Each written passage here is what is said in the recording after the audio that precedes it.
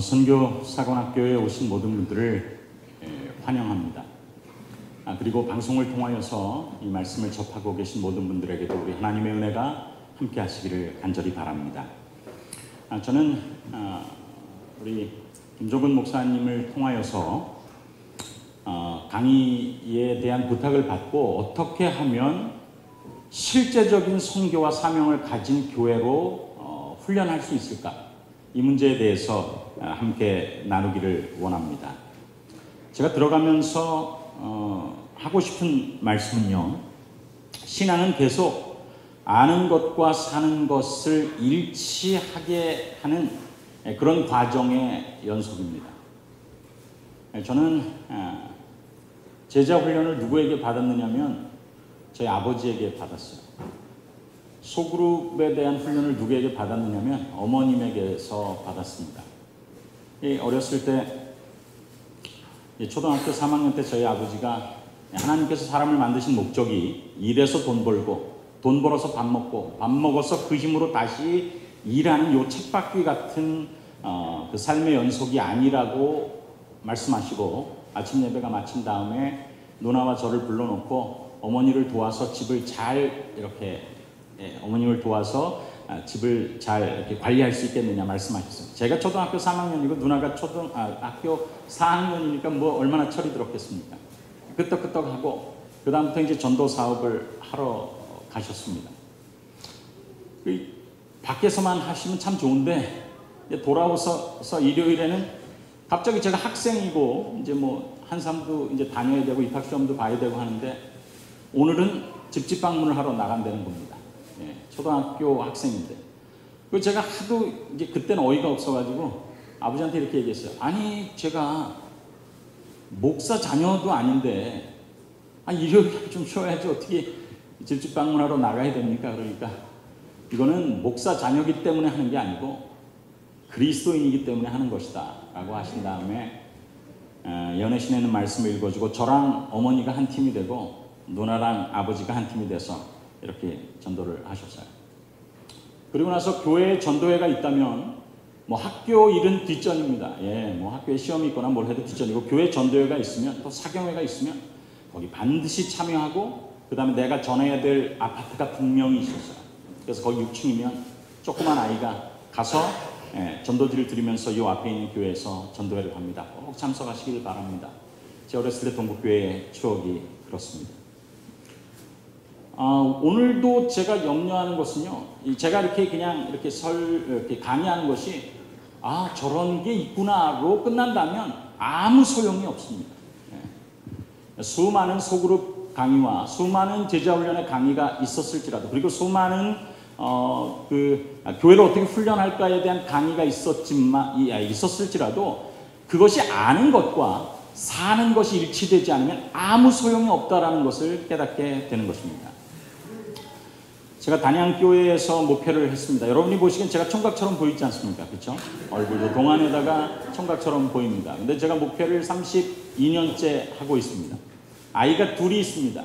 근데 두 아이 중에서 두 아이가 있습니다. 그럼 여러분 귀여운 아이 얼굴을 떠올리실 텐데 그렇지 않습니다. 큰애가 32살, 둘째가 30살입니다. 둘 다 지금 목회를 하고 있습니다. 근데 이제 둘째가 그 단양에서 태어났어요. 근데 그 단양교회에서 있었던 일입니다. 하루는 이제 손님이 오시기 때문에 제가 손님을 위해서 여름에 숫자로 시작하고 박자로 마치는 과일을 사러 갔습니다. 뭘까요? 어떻게 하셨죠? 수박을 사러 갔습니다. 수박을 사러 갔는데 그 장에 이렇게 가서 수박을 샀는데 이제 잘 익은 것처럼 어떤 아주머님이 아주 굉장히 친절하게 그 수박을 주셨어요. 그래서 집에 와서 이제 수박을 딱 깼는데 분명히 수박이었는데 제목은 수박인데 겉모습도 수박인데 안에는 훨씬 밖과 같습니다.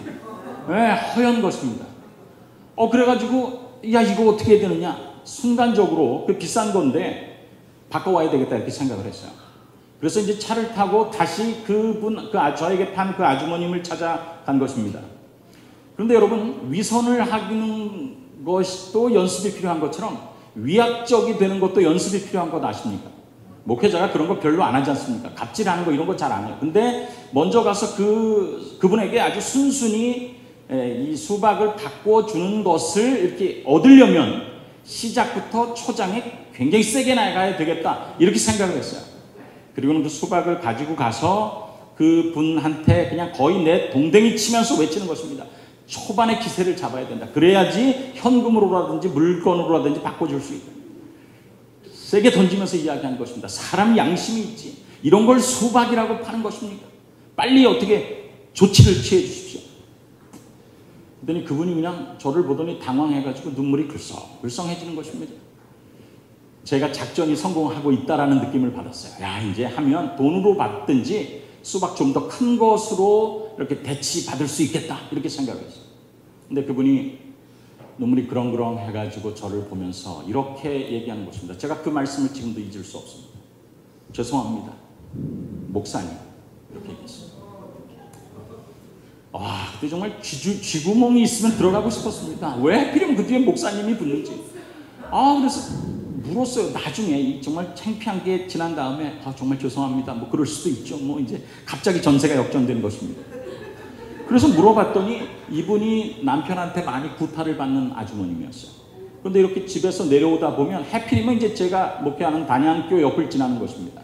근데 거기에 어떤 분이 있는데 보니까 안에 사니까 목사님 같이 보이는데 얼마나 아내에게 잘하고 장갔다 오면 그것도 옮겨주고 아이들 잘 돌보고 하는지 너무 부러워한 거예요. 그래서 속으로 저런 남편이랑 사는 아내는 얼마나 행복할까 이런 생각을 하고 거기를 많이 지나간 것입니다. 그런데 어느 날 장에 딱 왔더니 바로 그분이 수박을 사러 자기에게 오는 거예요. 내가 이분에게 좋은 걸 줘야 되겠다. 그래서 고르고 골라서 제일 좋은 것처럼 보이는 수박을 줬는데 머피의 법칙은 언제나 그렇게 정확하게 맞는지 그게 닭처럼 된 수박이 된 것입니다.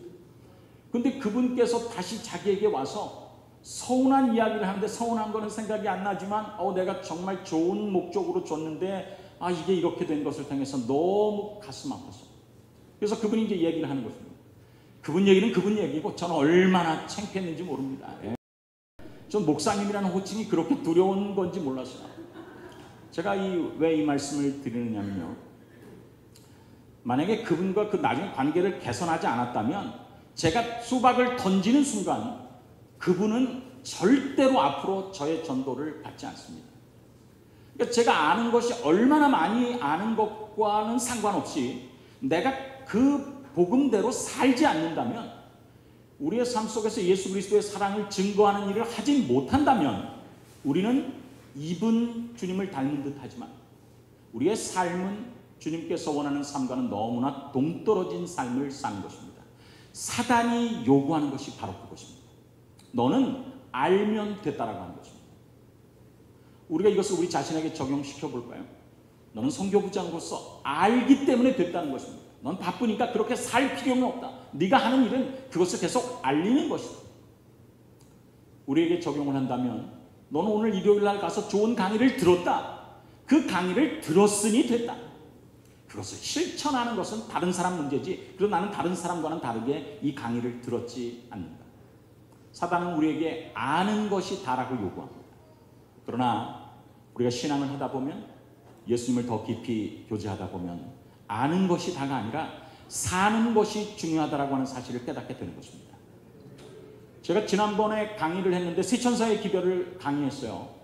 여러분 혹시 제가 어떤 강의를 했는지 기억하십니까? 대부분이 기억을 못 하십니다. 그게 참 좋은 일이기도 하죠.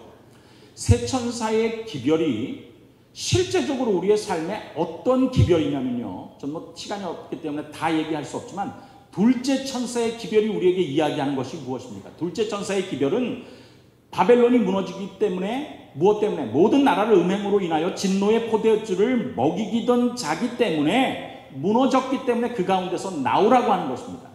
하나님의 예언이 참으로 이 귀한 것은 그렇게 일단 그 당시의 청취자가 유대인들이기 때문에 그들의 과거의 경험 속에서 그런 경험을 바라보면서 이 기별을 이해하도록 아주 정확하게 하나님께서 말씀해 주셨어요. 바벨론이 무너지면서 그 가운데서 살림을 받은 사람의 이야기가 다니엘서에 나오는 것입니다. 바벨론의 몰락이죠. 다니엘서 5장입니다. 실제로 바벨론이 멸망한 구약의 역사를 통하여서 신약에 나오는 요한계시록 14장에 나오는 둘째 천사의 기별이 실제로 어떤 의미인지를 가르쳐 주는 것입니다. 그렇다면 무엇이 마지막 시대에 절대로 피해야 될 바벨론 신앙인가? 왜? 그 가운데서 나오라고 이야기했기 때문에. 둘째 천사의 기별이 실제적으로 우리에게 주는 의미는 거룩한 것을 속되게 사용하면 안 된다는 것입니다. 거룩한 것을, 여기 다니엘서 5장에 보면 예루살렘 전에서 취하여 온 금, 은, 기명, 이건 누구를 위해서 만들어진 것입니까? 하나님께 경배하기 위해서 만들어진 것입니다. 그런데 그것을 술잔치 하는데 사용했기 때문에 망한 것입니다. 멸망에 가증한 것이 거룩한 곳에 담겨진 것이거든요.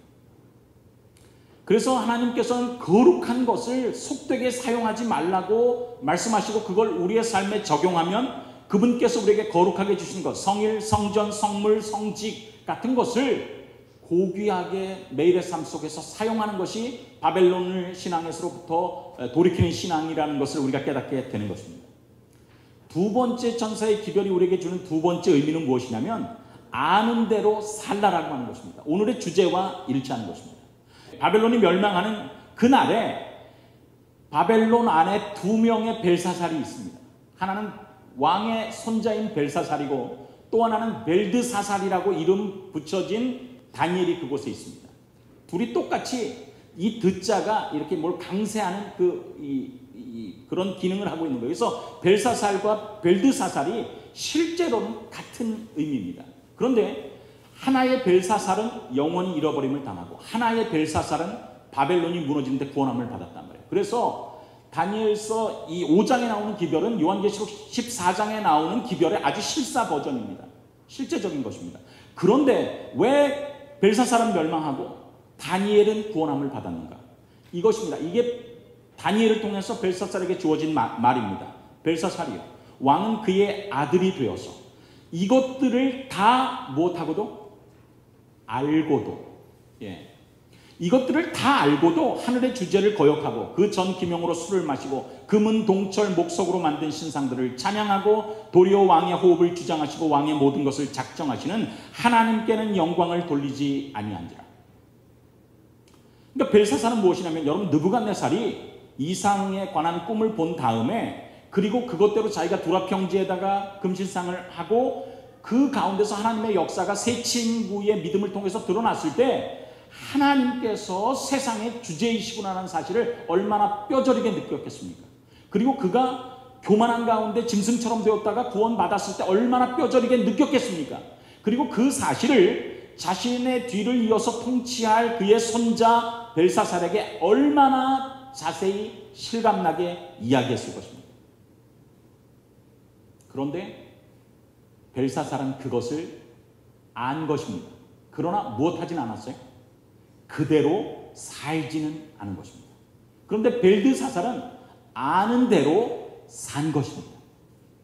여러분, 알고 사는가와 알고 끝인가는 우리의 신앙에 있어서 굉장한 차이를 가져다 준다는 사실을 기억하시고, 여러분이 하나님의 은혜 가운데서 이만큼의 빛을 가졌다면 그 빛 가운데서 순종하게 되기를 간절히 바랍니다. 선교 사관학교가 의미가 있을 유일한 효과는 들은 다음에 사진 찍고 돌아가는 데 있는 게 아니고, 들은 다음에 깨닫고 우리의 삶 속에서, 우리의 현장에서, 교회에서 내가 오늘 깨달은 성령의 음성을 순종하는 가운데 있다라고 하는 사실을 기억하고 그렇게 살게 되기를 간절히 바랍니다. 저희는 코비드19의 시대에 살고 있습니다. 얼마 전에 한국이 팬데믹에서 엔데믹으로 전환을 했죠. 일반적인 질병으로 이제 취급을 합니다.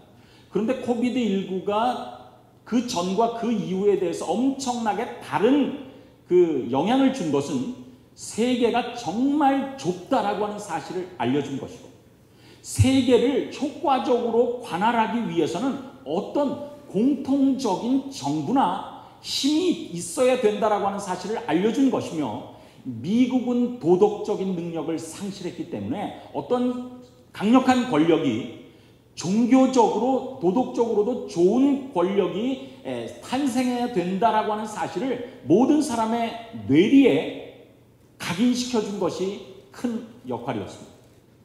그런데 세상의 사회학자들과 미래학자들은 이 이 전염병 코로나19보다 훨씬 더 어려운 두 번째 파도와 세 번째 파고가 인류를 공격할 것이라고 전망합니다. 전염병 코로나19 우리가 생각하기에 이렇게 대단하게 우리의 삶과 우리의 미래에 영향을 미친 그것도 두 번째 파고에 의하면 작다는 것입니다. 두 번째는 무엇입니까? 경기의 침체입니다. 지금 우리가 그것을 경험하고 있어요. 어느 나라나 할 것 없이 전부 다 경기가 어려워지고 있습니다. 그런데 이 두 번째 경기 침체보다 더 강력한 것이 있는데 그것이 뭐냐면 모든 사람, 빈부, 귀천, 남녀노소를 막론하고 경험하게 될 어떤 미래적인 사건이 있다는 것입니다. 그게 무엇이냐면 기후의 변화입니다. 그래서 예수님께서 재림에 대해서 이야기하실 때 많은 사람들이 미래에는 임할 일을 생각하고 두려워하며 기절하는 일이 있을 것이라고 예수님께서 말씀하십니다. 그런데 우리는 그렇게 세상 사람들은 어려움을 당하고 있지만 희망의 복음을 가지고 있습니다. 세상의 역사는 무엇으로 마칩니까? 예수님의 재림으로 마치는 것입니다. 어떤 전염병이나 재정의 그 경제적인 몰락이나 기후적인 변화로 말미암아 세상의 몰락이 오는 것이 아니라 예수님의 재림으로 말미암는다는 사실을 우리에게 가르쳐주고 있는 것입니다. 세상은 미래가 암울하지만 재림교인들은 분명한 미래, 희망의 복음에 대해서 이야기하는 것입니다. 여기 우리의 마음에 정말 그 가슴을 뛰게 하는 말씀이 있어요. 마태복음 24장 14절. 왜냐하면 예수님의 제자들이 예수님께 묻습니다. 어느 때에 이런 일이 있겠사오며 주의 임하심과 세상 끝에는 어떤 징조가 있사오리까? 마태복음 24장을 보면 예수님께서 7번의 그때에 말씀하십니다. 그런데 그때에 관한 것 중에서 제일 마지막 징조가 무엇이냐면 마태복음 24장 14절이에요. 어떤 경제적인 위기나 전염병이나 기후의 위기나 나라 간의 전쟁이 끝이 아니라 천국 복음이 모든 민족에게 증거되기 위하여 온 세상에 전파되리니 그제야 끝이 온다라고 말씀하셨습니다. 여러분 예수님의 재림이 틀림없는 사실입니까? 틀림없는 사실이에요. 예수님의 재림은 분명합니다. 왜냐하면 예수님께서 너희 생각해봐라. 하나님을 믿으니 또 나를 믿으라. 여러분 세상에서 제일 지키기 어려운 약속이 아들을 보내서 대신 주게 하겠다는 약속이에요. 근데 그 약속이 내일이면 너희 눈앞에서 벌어질 것입니다. 만약에 그 일이 벌어진다면 그것보다 훨씬 지키기 쉽고 지키면 좋은 재림의 약속을 왜 안 지키시겠느냐라고 말씀하시는 것입니다. 재림은 절대적인 것입니다. 초림이 확실했던 것처럼 예수님의 죽음이 확실했던 것처럼 예수님의 재림은 분명할 것입니다. 그리고 그 마지막 징조는 이 복음을 땅끝까지 모든 사람에게 전하고 난 다음에 예수님의 재림이 있을 것입니다. 그런데 그래서 예수님의 재림 전에 복음은 땅끝까지 전파될 것이 아주 분명한데 교회 증언 9원 116페이지에 이런 말씀이 있어요. 이 지상의 하나님의 사업은 우리 교회의 첫 번째로 교인으로 구성된 남녀들이, 그러니까 교인으로 구성된 모든 남녀들이 그 사업에 함께 동원되어 그들의 노력을 두 번째로 목사들과 세 번째로 교회의 직원들로 더불어 연합시키기 전에는 결코 마칠 수 없다라고 하는 것입니다. 그런데 보십시오. 그렇게 하기 전에는 결코 마칠 수 없는데 그렇게 하는 일이 일어날 것입니까? 일어나지 않을 것입니까? 일어난단 말이에요. 왜? 복음이 땅끝까지 전파되는 이 역사는 일어날 것입니다. 그렇기 때문에 다시 말하면 예수님 재림하시기 전에 어떤 일이 실제적으로 일어날 것인가? 교회의 모든 구성원들이 목사들과 교회 재직들과 합하여서 이 사업에 힘을 합치는 일이 반드시 일어날 것에 대한 보증을 우리가 받게 되는 것입니다. 그렇다면 예수님께서 이 땅에 오셔서 주님께서 오신 것은 본인의 구원이 아니라 다른 사람들의 구원을 위한 나는 세상의 빛된 역할로 이 세상에 오셨다라고 말씀하시고 33년 반의 공생애를 마치시고 승천하셨어요. 그 다음에 그분은 당신이 가지고 계신 사역을 우리에게 맡기십니다. 내가 세상의 빛인 것처럼 이제는 누가 세상의 빛이다? 너희가 세상의 빛이라고 말씀합니다. 그런데 여기 증언보감 3권 69페이지에 있는 말씀을 보면 모든 교회마다 신자들을 훈련시켜 그리스도께로 영혼을 인도하는 일에 저희의 시간을 바치게 해야 한다. 만일 신자들이 실제로 빛을 나누어 주지 않는다면 어떻게 교회에서 너희는 세상의 빛이라고 말할 수 있겠는가?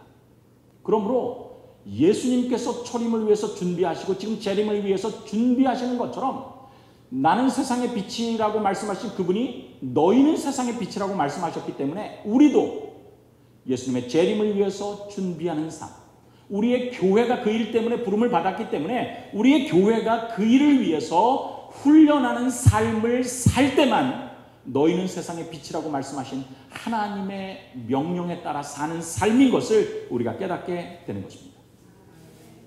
그렇습니다. 여기 성경에 있는 말씀을 보면요, 우리가 왜 택함을 받았느냐면 복음을 전하기 위해서 택함을 받은 것입니다. 아름다운 덕을 선전하기 위해서. 교회는 사람을 구원하기 위해서 하나님이 세우신 교회라고 이야기했습니다. 그런데 우리 교회는 영혼 구원을 위해서 훈련되어 있는가 하는 것입니다. 우리 교회는 과연 우리가 영혼 구원을 위해서 우리 교회가 조직되었는데 우리 교회가 영혼 구원을 위해서 훈련되어 있는가? 많은 경우에 그렇지 않다라는 것이 우리의 생각 속의 답이라면 우리가 오늘 알고 우리의 삶 속에서 오늘 실천하여서 주님께서 원하시는 대로 영혼 구원을 위해서 헌신하는 교회를 만들기 위해서 우리가 주님 앞에 무릎 꿇고 간구하며 성령의 은혜를 함께 간구하시는 우리 모두가 되기를 간절히 바랍니다. 우리는 세상에 구원받을 사람이 참 드물고 어렵다라고 하지만 증언은 그렇게 이야기하지 않습니다. 세계 도처에서 남녀들은 하늘을 동경하면서 바라보고 있다. 빛과 은혜와 성령을 갈구하는 영혼들의 기도와 눈물과 탐구가 하늘로 올라가고 있다. 많은 사람들은 다만 거두어 들임을 받기를 기다리면서 하늘나라의 경계선에 서 있다 말씀하는 것입니다. 제가 목동제일교회라고 하는 교회에서 담임을 할 때였습니다. 하루는 한 청년이 이렇게 오면서 한 청년을 소개시켜줬어요. 근데 나중에 알고 보니까 제가 알고 있는 그 목동제일교회 한 청년이 유럽으로 출장을 갔다 왔습니다. 근데 출장하는 가운데 그 비행기 안에서 스튜어디스를 한 명을 만나고 그 비행기 안에서 옆에 있는 한 청년을 만났어요. 그리고 얘기를 했는데 이게 참 인연이라는 것이 준비된 영혼이라는 것이 여기 증언처럼 확실한 것이어서 그 스튜어디스랑은 결혼을 하고 그리고 옆에 앉았던 그 청년을 교회를 인도했어요. 예, 그 짧은 여행, 여기서 그 유럽으로 가는 짧은 열 몇 시간의 여행 동안에 한 명의 아가씨랑은 결혼을 하고 그 옆에 있던 청년하고는 청년을 교회를 인도했어요. 저녁 때 한 청년이 오는 것입니다. 목사님, 제가 이번에 유럽을 갔다 오면서 비행기 안에서 만난 청년입니다. 그 청년이 저를 보고 이야기했어요. 목사님, 제가 안식일 교회가 좀 이상한 교회라는 얘기를 많이 들었는데 저에게 뭐 말씀하지 마십시오. 제가 10번 출석하고 결정하겠습니다. 이렇게 얘기합니다. 그런데 10번을 출석했어요. 화금토화 이렇게 출석을 한 것입니다. 그러더니 목사님, 제가 이 교회를 다녀보니까 이 교회가 이상한 교회가 아니라는 것 알게 됐습니다. 10번 더 나오고 결정하겠습니다. 그래서 금토화 이렇게 출석을 했어요. 그리고는 온 것입니다. 그리고는 목사님, 제가 이 교회를 다니기로 결심했습니다. 근데 저만 다니면 안 되겠습니다. 왜냐하면 이것은 너무나 귀중한 진리가 있는 교회이기 때문에 저희 어머님을 소개해야 되겠습니다. 그런데 교회에 바로 오는 것이 힘들다라고 제가 느껴집니다. 혹시 이 교회에서 아는 대로 사는 소그룹이 있다면 하나를 추천해 주십시오. 그래서 제가 한 소그룹을 추천해 줬어요. 거기 기도에 대한 열심이 있고 말씀에 대한 부흥이 있는 한 소그룹을 소개시켰어요. 그래서 그 청년이 어머님을 데리고 소그룹 목요일날 하는데 화목금토 계속 그렇게 출석을 하는 것입니다. 그리고 그 어머님이 침례를 받으셨어요. 제가 이 말씀을 왜 드리느냐면요, 여기 우리는 밭이 아직 추수될 것이 없다라고 생각하지만 예수님께서는 사마리아 여인을 수가의 우물가에서 만난 다음에 봐라, 밭이 벌써 휘어져서 추수할 때가 되었다. 그러니 하나님께 천국에게 구해서 이 추수할 일꾼을 더 보내달라고 기도해라. 우리는 구원받을 대상이 없는 것처럼 보이는 곳에서 하나님께서는 피로 사신 영혼을 우리보다 훨씬 더 섬세한 눈으로 보시는 것입니다. 제가 이 뒤에 그렇다면 오늘 우리 교회들의 그런 사람들이 보이지 않는 이유는 무엇입니까? 교회가 준비되지 않으면 하나님께서는 그 귀한 피로 사신 영혼을 보낼 수가 없는 것입니다. 이 사람이 내가 이들에게 가지고 있는 가치대로 이 사람들을 바라볼 수 있는 교회를 주님께서 원하시는 것입니다. 자기에게 가장 귀중한 것을 그런 가치로 인정해 줄 그런 교회를 원하시는 것입니다. 우리 교회가 그런 일에 준비되어 있지 않다면 하나님께서 그런 이유 때문에 당신의 사랑하는 영혼들을 교회로 보내지 않는다라고 하는 사실을 우리가 뼈아프게 생각하고 주님께서 바라보시는 시야대로 우리의 기도 속에 주님 바라보는 시야대로 우리도 주님의 영안을 받을 수 있도록 기도해 달라고 하나님께 기도하게 되기를 간절히 바랍니다. 본격적으로 말씀을 들어가 보면 그리스도인 선교봉사 69페이지에 보면 목사의 의무에 대해서 다음과 같이 기록하고 있습니다. 잘 들어보십시오. 목사들이 특별히 이런 코로나19 시대에 우리 교회의 신자들에게 줄 수 있는 가장 큰 도움은 설교다 라고 보통 읽습니다. 제가 동전 앞에 재무로 있다가 삼육중앙교회 담임 목사를 갔다가 지회로 갔어요. 근데 이 동전 앞에 재무로 있을 때는 인사이동 처리되면 전화나 편지나 이메일이나 카톡으로 엄청난 메일이 화폐로 쏟아져 옵니다. 근데 대부분 뭔지 아십니까? 우리 교회에 40대 후반, 50대 초반의 젊은 설교를 잘하는 목사를 보내주십시오가 모든 교회의 요청입니다. 그런데 증언은 그렇게 이야기하지 않는다. 코로나19 시대에 정말 말씀을 잘 전하는 목사가 제일 우리 교회는 목사로서 줄 수 있는 제일 큰 도움이라고 합회장님에게 그렇게 많이 전화하는 때에 증언은 다른 말씀을 하는 것입니다. 그게 무엇입니까? 목사들이 우리 교회의 신자들에게 줄 수 있는 가장 큰 도움은 무엇이 아니라 설교가 아니라 교인들이 일할 수 있도록 계획을 세우는 일이다. 각 신자들에게 남을 위해 봉사할 수 있는 일을 주어라. 모든 사람들이 교회에서 소비자가 되지 아니하고 생산자가 될 수 있도록 일감을 나눠주라는 것입니다. 또한 그리스도의 은혜를 받은 자들이 그리스도를 위하여 일하여야 할 의무가 지워져 있다는 것을 그들에게 알게 하라. 여기까지는 그래도 우리가 따라갈 수 있습니다. 그런데 그리고 모든 신자에게 일하는 방법을 가르치되 우리 교회에서 초신자는 제외합니다. 당신들은 아직 안 해도 되겠습니다. 좀 더 해서 교회에 뭐가 있으면 그때 하시고 지금은 안 해도 됩니다가 일반적인 생각인 우리들의 정신을 깨는 모든 신자에게 일하는 방법을 가르치되 특히 신앙을 새로 받아들인 자들을 하나님과 동역자가 되도록 교육하라. 이렇게 기록되어 있습니다. 그러니까 이 계획을, 이 교인이 일할 수 있는 계획을 세우는 일에 누구도 예외가 될 수 없다는 것입니까? 초신자도 예외가 될 수 없고 모든 사람이 주님을 위해서 어떤 일이든지 해야 될 것이 있다라고 하는 사실을 가르치라고, 그게 목사가 줄 수 있는 가장 큰 도움이라고 이야기하는 것입니다. 여기 어떻게 그렇다면 신자들을 트레이닝할 것인가? 선교봉사 58페이지에 이렇게 있어요. 신자들에게 교회를 든든히 세우는 일과 불신자들을 위해 일할 방법을 가르쳐야 된다는 것입니다. 자, 질문합니다. 신자들에게 교회를 든든히 세우는 일, 이것을 전문 용어로 두자, 양자로 시작하고 육자로 마치는 두자 뭐라고 합니까? 그렇죠. 이렇게 대답하셔야 됩니다. 그걸 양육이라고 해요. 교인들을 든든히 세우는 일이 뭐냐면 교회에 들어온 영혼들을, 신자들을 든든히 세우는 것, 전문 용어로 양육이라고 합니다. 두 번째, 그러면 교회를 들어오지 않고 바깥에 있는 사람들, 불신자들을 위해 일할 방법을 가르쳐야 되는데 그것을 전문 용어로 두자 뭐라고 합니까? 전도라고 하는 것입니다. 그래서 담임 목사가 초신자라 할지라도 주님께서 원하시는 대로 사명을 감당하기 위해서 훈련하려면 이 두 가지를 가르쳐야 된다고 이야기하는 것입니다. 첫 번째는 양육을 어떻게 할 것인가? 두 번째는 어떻게 전도하게 할 것인가?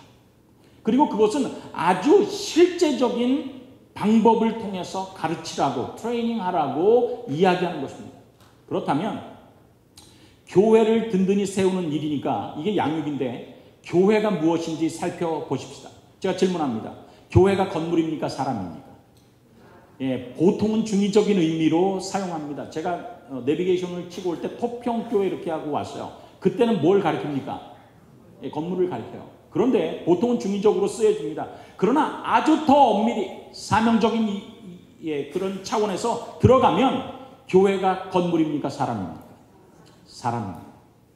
보십시오. 교회란 무엇인가?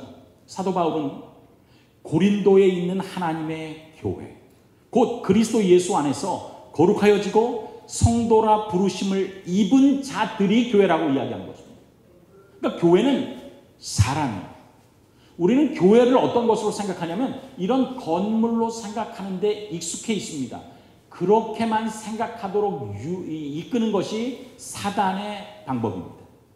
우리는 교회가 리모델링을 마치고 그럴듯하게 세워져 있으면, 에어컨이 빵빵하게 잘 진행되고 있으면, PA 시스템이 잘 구동되고 있으면 우리 교회는 잘 구동되어 가고 있다라고 생각합니다. 왜냐하면 사단은 사람들로부터 우리의 눈을 감게 합니다.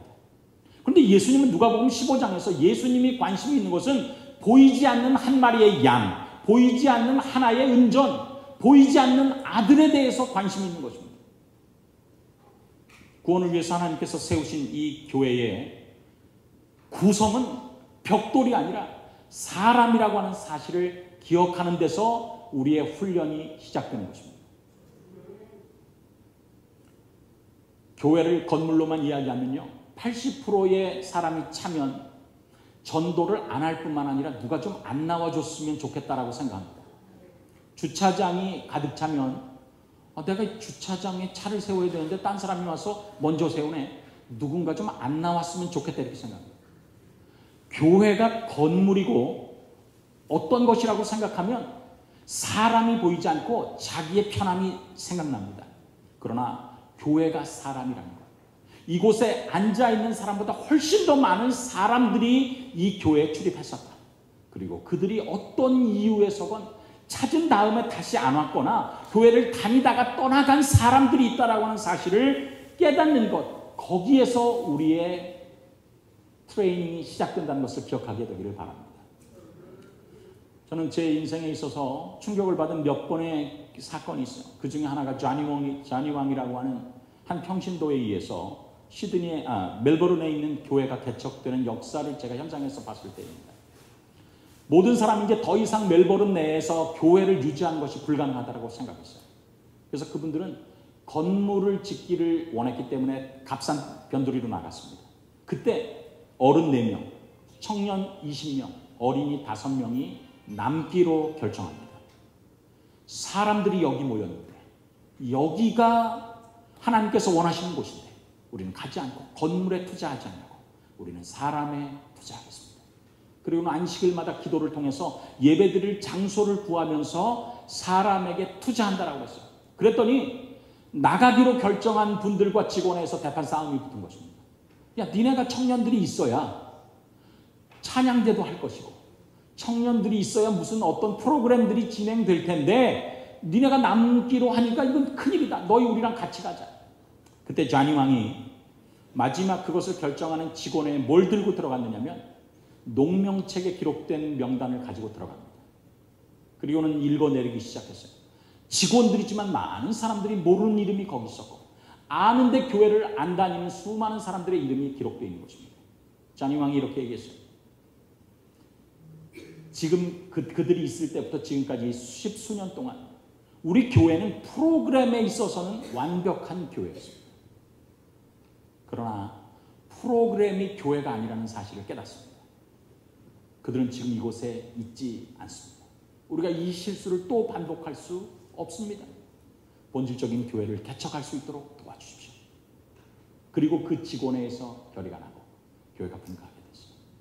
그런데 멜버른의 안에서 교회를 지키기로 한 그 사람들에 의해서 세계의 교회가 개척되고 수많은 사람들이 그리스도를 영접했으며 90%가 넘는 그 리텐션 레이트를 유지한 것입니다. 그렇습니다. 우리가 기억해야 될 것은 교회는 건물이 아니라 프로그램이 아니라 사람이라고 하는 사실을 기억해야 될 필요가 있는 것입니다. 예수님의 눈이 그것을 증명하는 것입니다. 그렇다면 교회가 사람이라고 하는 것은 무엇을 의미하느냐면 교회가 이렇게 구성되어 있다는 것을 깨닫는 것을 의미합니다. 교회가 사람 이름인데 그 이름들은 어디에 속해 있냐면 가로축이 침례 유무, 세로축은 출석 유무에 따라서 달라지는 것입니다. 침례 유무에 대해서 기록한 책은 무슨 책이 있습니까? 농명책이 있어요. 침례를 받으면 그 이름이 어디에 기록됩니까? 예, 농명책에 기록되지 않습니까? 그 전에 우리가 이분을 농명책에 기록해야 될지 말아야 될지를 결의하는 시문이 있고, 그리고 교회에 결의가 있은 다음에 침례를 받는 것을 조건으로 결의를 하고 침례를 받으면 농명책에 기록합니다. 그러니까 침례 유무는 어디를 보면 알 수 있냐면 농명책을 보면 알 수 있어요. 출석 유무는 뭘 보면 알 수 있습니까? 안식일 학교 출석부를 보면 알 수 있어요. 그러니까 가로 이 출석 유무는 안식학교 출석부, 침례 유무는 농명책에 기록된 것으로 알 수 있습니다. 그래서 처음으로 우리 교회가 하나님께서 원하시는 그런 교회, 트레이닝 받는 교회, 모든 사람들이 일거리를 갖는 교회로 만든다면 첫 번째 해야 될 일은 이 명단을 작성하는 것입니다. 예수님께서 누가복음 15장에 양을 세셨어요. 그리고 한 명의 양이, 목자는 그 이름을 알았을 것입니다. 어디에서 미싱이 됐는지를 깨달은 것입니다. 보이는 것에 만족하지 않고, 양들도 그렇게 생각하겠죠. 아유, 그전에는 100마리가 여기서 바글바글 거리다가 오늘은 99마리니 좀 여유가 생겼네, 참 좋다 라고 생각되는데, 목자는 그렇게 하지 않았다는 것입니다. 그 밤중에 모든 99마리가 있음에도 불구하고 그 한 마리의 양을 찾기 위해서 나간 것입니다. 어디에 미싱이 있는지를 깨달으려면 지금 우리가 관리하는 양들이 어디에 있는지를 카운팅하지 않으면 절대로 그 양이 어디 있는지 모른다라고 하는 것이죠. 그래서 교회에서 사람이 교회라고 한다면 한 안식일에 모든 교인들을 한 자리에 모으고 무엇을 해야 되는가?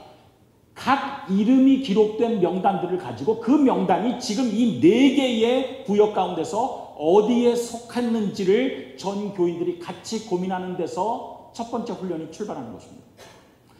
질문합니다. 침례를 받고 출석하는 사람들을 우리가 뭐라고 합니까? 교자로 시작하고 인자로 마치는 4자입니다. 뭐라고 할까요? 교적교인이라고 합니다. 교적이 있다고 하는 것입니다. 근데 침례는 안 받았는데 출석하는 사람 있어요, 없어요? 침례반들은 다 그런 사람이죠. 아직 침례를 받지 않았기 때문에. 침례는 받지 않았는데 출석하는 사람을 무슨 교인이라고 합니까? 왜? 그냥 저 답을 이렇게 올려놓고 하니까 대답하시면 돼요. 무적교인입니다. 이 천하무적인 교인이 아니라 적이 없다는 것입니다. 기록이 없다는 것이죠. 그리고 침례반과 각 안식일 학교 반에 침례를 안 받지만 교회에 다니는 사람들, 청년의 그리고 어린이의 이름이 기록되어 있습니까? 안 되어 있습니까? 기록되어 있어요. 그리고 침례는 받았는데 출석하지 않는 사람도 교회에 있습니까? 있습니다. 그 사람들을 전문 용어로 뭐라고 합니까? 잃은 양이라고 하고 6개월을 기준으로 해서 장기 결석자라고 이야기합니다. 여기를 보는부터는 명단이 없으면 개념이 없는 것입니다. 그리고 침례도 안 받고 출석도 지금 현재 안 하는 사람 있습니까? 없습니까? 있어요. 그런 사람들이 누구냐? 구도자나 우리 교인들과 관계를 맺고 있는 사람입니다. 가능성이 있는데 노력하지 않는 사람들. 그래서 이 4부류의 교회에서 이름이 적혀있는 모든 것들을 가지고 어디에 속했는지를 깨닫는 것이 필요합니다. 그렇다면 보십시오. 교회의 목사가 하는 일은 모든 교인들을 훈련해서 그들로 봉사하도록 하는 것입니다. 그렇다면 목회부는 제자훈련을 감당하는 부서들과 함께 교회에 참석하는 사람들, 침례도 받고 출석하는 사람들의 영적인 이 레벨을 어떻게든지 한 단계씩 올려서 그들로 하여금 다른 사람들을 위해서, 왜? 교회가 사람이기 때문에 다른 사람들을 위해서 봉사할 수 있도록 일거리를 주는 게 목회실의 주요 업무입니다. 여기 혹시 선교반이나 안교반이나 다른 분들이 있다면 우리 교회 목사님들이 이거를 못하도록 다른 일에 바쁘게 하는 것은 목사를 목사답게 사용하지 못하고 목사에게 가장 좋은 것을 기대하지 않는 교회라고 하는 사실에 대해서 가슴 아프게 느끼게 되기를 간절히 바랍니다.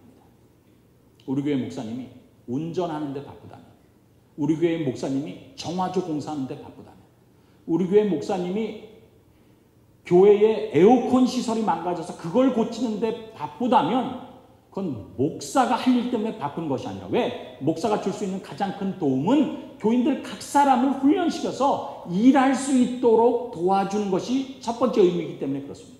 그래서 이 일을 첫 번째 이 나와 있는 왼쪽과 오른쪽에 있는 침례받고 출석하는 사람들, 교적교인들을 훈련을 시켜서, 제자 훈련이 되겠죠. 훈련을 시켜서 그렇지 않은 사람들에게 봉사하게 하는 것이 목회부의 주요 임무입니다. 그렇다면 침례를 받지 않고 출석을 하는 사람들을 위해서 누가 봉사할까요? 누가 봉사합니까? 교회 서자로 시작하고 기자로 마치는 두 자를 가진 사람이 봉사합니다. 누굽니까? 서기입니다. 서기는 그냥 교회 직원 할 때 옆에서 이렇게 서기만 하면 되는 사람이 아니에요. 옆에 서 있는 사람이 아니에요. 이름을 관리하는 사람입니다. 교회가 사람이기 때문에 우리 교회 기둥과 같은 두 부서, 안식일학교와 선교부에는 뭐가 있습니까? 서기가 있어요. 교회 서기가 있고 안교와 선교부에 서기가 있습니다. 왜냐하면 그 부서 자체가 서기에 의해서 관리되는 명단을 위해서 봉사하는 부서이기 때문에 그래요. 안식일학교 교장이 제일 큰 관심이 다음 주에 특순의 어느 팀을 섭외할까가 최고의 목적이라면, 그 안교장과 그 안교팀은 목적대로 역할을 하지 않는 안교팀입니다. 여러분 기억하십시오. 침례를 받고 출석을 안 하는 사람, 이른 양 장기 결석자도 5부류로 나눌 수 있어요. 주소를 모르는 사람, 주소를 아는 사람, 타 교회에 출석 안 하는 사람, 타 교회에 출석을 하는 사람, 그리고 돌아가십니다. 이런 분들에 대해서, 이 각 사람들에 대해서 이름을 관리하는 사람들이 서로 간의 유기적인 협조 가운데서 주소를 모르는 사람이면 어떻게 해야 되고, 알려고 끊임없이 노력해야 되는 게 안교의 일이에요. 두 번째, 주소를 아는 사람은 그 사람들에게 연락해서 잃은 양을 돌아오게 하는 어떤 역할을 교회가 직원회에서 정해서 해야 되는 것입니다. 보통 이렇게 하고 있어요. 어떤 걸 보냅니까? 주보도 보내고 카톡도 보내고 하지 않습니까? 그래서 그 역할을 감당하는데, 그 역할로 침례는 받았지만 출석하지 않은 사람들을 그 범주에 들어오기 위해서 주소를 모르는 사람들을 어떻게든지 옆집에 가든지 그분 옛 주소로 가든지 가진 방법을 동원해서 찾는 것이 필요한 것입니다. 타교에 출석을 하는 사람이면 어떤 봉사를 해야 될까요? 서기에게 이야기해서 그분의 전종 요청서를 보내는 것입니다. 그리고 그들이 그곳에 가서도 아주 성실한 일꾼으로 봉사할 수 있도록 돕는 일을 교회가 해야 되는 것입니다. 지금 참 안타까운 것은 무엇이냐면 떠돌이 교인 굉장히 많습니다. 안식일을 지켜야 되는 의무는 지키면서 책임을 감당하지 않는 것입니다. 교회 와서 어떤 교인들 많습니까? 처참히 부른 다음에 들어와서 안식일에 마지막 축도하기 전에 나가는 교인들 많습니다. 의무를 감당하지 않으려고 하는 것입니다. 그런데 그런 사람들에게 당신이 출석하는 교회에 적어도 3개월 이상 출석을 하면 교회 직원에서 결의에 의해서 우리의 어린 양이 어디로 가는지에 대해서 끝까지 책임을 지는 것입니다. 여러분 그런 거 보셨습니까? 아이를 데리고 학교까지 가는데 중간쯤 가서 야 이제 너 알아서 잘 가 하고 자기 집으로 돌아오는 학부형 보셨습니까? 절대로 그렇지 않습니다. 가서 유치원 교사에게 인수인계를 해주든지 차를 타야 보내면서 교사에게 인수인계를 해줘요. 그 아이가 어디로 가는지까지 책임을 지는 것입니다. 그런데 교회는 그렇게 안 하고 있다는 거예요. 어떤 이유이든지 간에 대부분의 이유는 말로 상처를 입은 사람입니다. 아는 것은 많지만 살지를 않으면 뭐가 발달하느냐면 입이 발달하게 돼 있어요. 그래서 아는 것 많은 것으로 다른 사람을 정죄하는데 아주 익숙해집니다. 그렇기 때문에 실망하고 떠나가요. 그렇다면 그런 사람들을 위해서 어린아이들을 우리가 유치원에 인수인계할 때도 중간쯤 가고 알아서 가라고 안 하는데, 그 사람들을 위해서 우리가 교적을 옮기는 이 중요한 사역을 직원회가 관련돼 있고 총회가 교적을 올리는 건 총회가 결의하게 돼 있어요. 왜? 교회가 사람이기 때문에 사람을 어느 쪽에서 어느 쪽으로 관리를 넘길 때는 총회가 관리하는 것입니다. 왜? 하나님의 모든 관심이 거기 있는데 우리는 그냥 몇 사람이 쑥덕쑥덕해서 교적을 보낼 수가 없어요. 그래서 우리가 노력을 하는 것입니다. 타교에 출석을 하지 않는 사람이면 어디에 가 있는지 그 근래에 있는 교회에 연락을 해서 도와줄 수 있도록 해야 되는 것입니다. 돌아가신 분만 유일하게 서기가 돌아가신 것이 확실하면 사망의 날짜를 기록하고 빨간 줄로 그을 수 있어요. 이렇게 구체적인 명단이 어디에 속해 있고 그 명단을 위해서 누가 봉사하며 어떻게 봉사하는지가 교회 요람에 자세히 있을 뿐만 아니라 그게 교회의 본질인 것입니다. 그렇다면 침례도 안 받고 출석도 안 하는 사람들을 위해서는 어떻게 명단을 만들 수 있습니까? 우리가 전도회를 앞에 두고 그냥 전도회가 이렇게 되면 10월 16일부터 21일까지 전도회다 그러면 전도회가 발표되는 순간 어떤 교우님이 있어요? 해외여행 날짜를 딱 그때 잡는 분들이 있어요. 이제 교회 전도회 할 때 우리는 정말 편한 곳에서 도우려고 했는데 해외여행이 딱 걸려서 죄송합니다. 이렇게 하면서 완전한 알리바이 가운데서 편하게 지내면 좋겠다. 이렇게 할 수 있지 않습니까? 그런데 교회 전도회를 위해서는 그때 준비되는 것이 아니에요. 제가 여러분들에게 오늘 말씀드리고 싶은 것은 최소한 13주 전부터 준비가 돼야 되는 것입니다. 어떻게 준비하는가? 첫 걸음은 나와 관련된 사람들의 명단을 작성하는 것입니다. 여러분, 우리가 프로그램을 계획하는 데는 교회가 익숙해요. 그런데 명단을 작성하는 데는 아주 싫어합니다. 그렇지 않습니까? 선교회에서 구도자 명단 작성해서 내라면 좋아합니까? 싫어합니까? 고개를 갸웃갸웃하고 싫어합니다. 그런데 우리가 전도에 대해서 착각하는 게 있어요. 전도는 모르는 유명한 강사가 모르는 청중을 데리고 어떤 그 공공인 장소에서 어떤 특별한 기별을 전하는 것이 전도라고 생각합니다. 그러나 성경에서 이야기하는 건 그렇지 않아요. 어떤 특별한 주제가 아닌 내 삶 속에서의 간증을 내가 익숙한 사람들에게 내가 경험한 그리스도인들을 삶의 터전에서 나누는 것이 전도라고 이야기합니다. 그런데 그 일을 위해서는 목표가 있어야 되잖아요. 여러분, 목표가 있다고 늘 맞출 수는 없습니다. 그건 제가 인정해요. 그러나 목표가 없다면 맞출 수도 없는 것입니다. 예수님께서 이 세상에 구원을 받아야 될 사람이 한 사람이라 할지라도 그 사람을 위해서 오셨을 것이라고 하는 증언의 말씀은 예수님께서 이 세상에 오실 때의 타켓이 아주 분명했음을 의미하는 것입니다. 그래서 가족들, 친구들, 이웃들, 직장 동료, 동호회, 기타 이렇게 6개의 분야에서 내가 관련되신 분들에게 올해에 전도회를 앞두고 내가 어떻게 하든지 그들에게 연락을 하고 컨택트를 하고 좋은 선전을 해서 그들을 우리 교회로 이끌도록 하는 목표를 세운 다음에 모든 이 4개의 표가 완성되는 것입니다. 여러분, 제가 간절히 바라기는 모든 교회에서 전도를 막연하게 생각하지 아니하고 사람이 교회이기 때문에 어떤 사람을 훈련해서 어떤 사람들에게 어떤 의무로 봉사해야 될 수 있는지를 알기 위해서 그 일을 감당하게 되기를 간절히 바랍니다. 교회에 돌아가시면 모든 이름이 적혀있는 자료를 가지고 하나 안식일에 교회 서기가 여기 말씀하시든지 선교회 서기가 말씀하시든지 서기 한 명 이야기하고 선교회 서기, 안교 서기 앉은 다음에 농명책부터 이름을 부르기 시작합니다. 그분이 이 4개 중에 어디로 속하는지, 그리고 그분을 위해서 누가 봉사할 것인지, 그리고 그분들이 잃은 양이라면 5개의 카테고리 가운데 어디에 있는 것인지, 구도자라면 6개의 카테고리 가운데 어디에 있는지를 결정하면 우리가 잃은 양을 위해서는 누가 어떻게 봉사할 것인지, 그리고 구도자를 위해서는 누가 어떻게 언제 봉사할 것인지에 대한 개념을 갖게 되는 것입니다. 그래서 여러분들이 이것에 대해서 요게 교회라는 사실을 깨닫고 이렇게 교회가 봉사할 수 있도록 실제로 훈련하고 실제로 내 소그룹, 여러분에게 혹시 교회가 영향력을 끼치지 못하고 소그룹에 영향력을 끼칠 수 있는 위치에 여러분이 계시다면 적어도 내가 관리하는 소그룹에서 이런 일들이 일어날 수 있도록 하나님께 능력을 구하는 모두가 되기를 간절히 바랍니다. 그렇다면 이런 기초훈련 가운데서 어떻게 우리가 전도인으로 훈련할 수 있을까를 말씀드리겠어요. 여러분, 사도 베드로가 예수님과 시간을 많이 보냈습니까? 사도 바울이 예수님과 시간을 많이 보냈습니까? 예? 베드로입니다. 베드로는 시작부터 끝까지 같이 있었어요. 그런데 성경은 누가 훨씬 많이 썼습니까?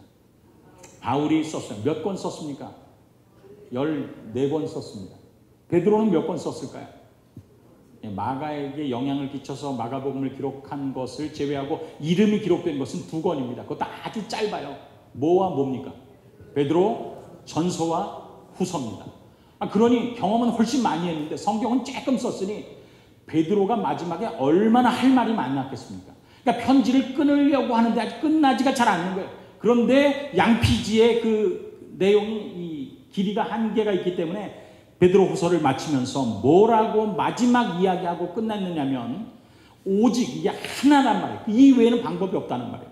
우리 주 곧 구주 예수 그리스도의 은혜와 저를 아는 지식에서 어떻게 하라?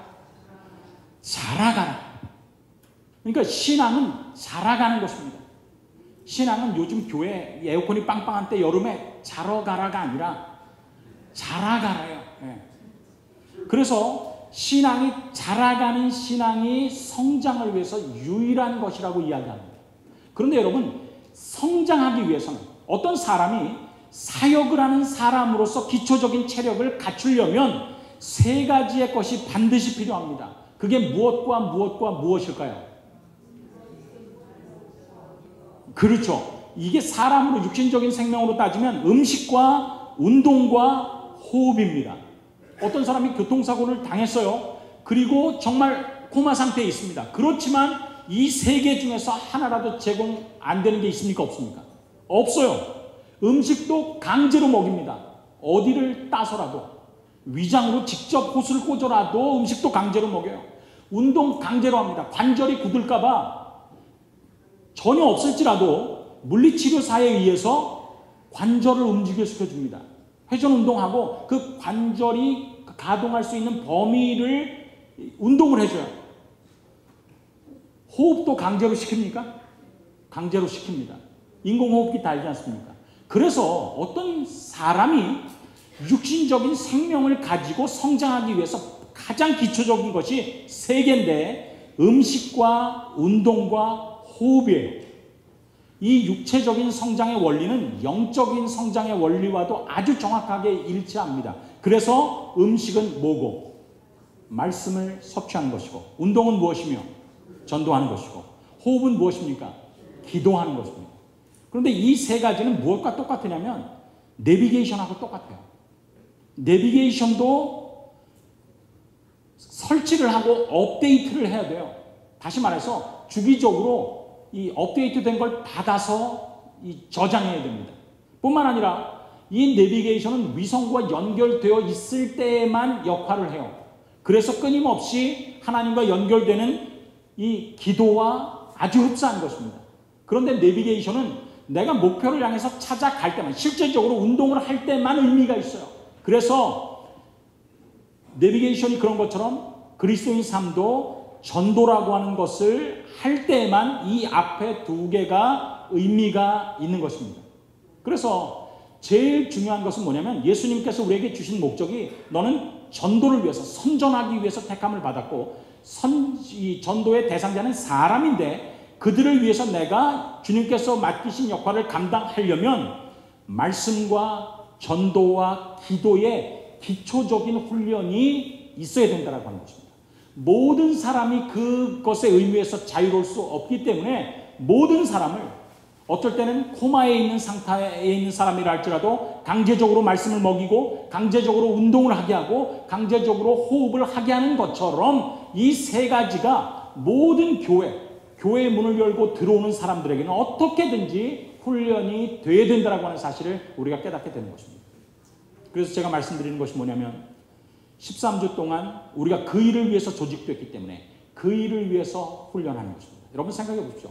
군인은 전쟁을 위해서 택함을 받습니다. 그런데 군인이 훈련 안 하고 군인이 된다는 걸 상상할 수 있습니까? 없습니까? 없어요. 우리는 전도를 위해서 부름받았습니다. 그런데 전도를 훈련하지 않고 우리가 존재한다는 것 마찬가지로 말이 되지 않는 것입니다. 그렇다면 어떻게 실제적으로 훈련할 것인가? 첫 번째는 그리스도인 기초 훈련이 필요합니다. 이 3가지에 대해서 말씀과 기도와 그리고